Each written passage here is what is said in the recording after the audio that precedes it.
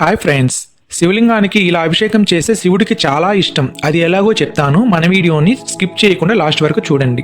Let's start this video. This is Bhanuprakash. శివలింగానికి అభిషేకం చేసే సమయంలో చాలా మంది తెలియక నీటిని నేరుగా శివలింగం పైన పోస్తారు. ఇది చాలా పెద్ద తప్పు మరియు శివుడికి అస్సలు నచ్చదు. శివలింగానికి అభిషేకం చేసే సమయంలో కొన్ని నియమ నిబంధనలు పాటించాలి. శివలింగంలో శివుడి కుటుంబం మొత్తం కొలువు తీరి ఉంటుంది. శివలింగానికి కుడివైపు ఉండే ఈ ప్రదేశంలో వినాయక స్వామి వారు ఉంటారు. ముందుగా వినాయకుడికి అభిషేకం చేయాలి. ఎడమవైపు ఉండే ఈ భాగంలో కుమారస్వామి వారు ఉంటారు. తరువాత కుమారస్వామికి అభిషేకం చేయాలి. ఆనవటానికి మధ్యలో ఉండే ఈ భాగంలో శివుడి కూతురైన అశోక సుందరి ఉంటుంది. ఇక్కడ అభిషేకం చేయాలి. ఆ తరువాత శివలింగం చుట్టూ ఉండే ఈ భాగంలో పార్వతీదేవి హస్తం ఉంటుంది. తరువాత ఇక్కడ అభిషేకం చేయాలి. చివరిగా శివలింగం పైన మిగిలిన నీటిని పోసి అభిషేకం చేయాలి.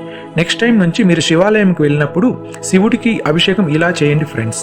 మన వీడియో కానీ మీకు నచ్చినట్లయితే మన వీడియోని లైక్ చేసి మన కన్నా వాళ్ళ ఛానల్ని సబ్స్క్రైబ్ చేసుకోండి ఫ్రెండ్స్.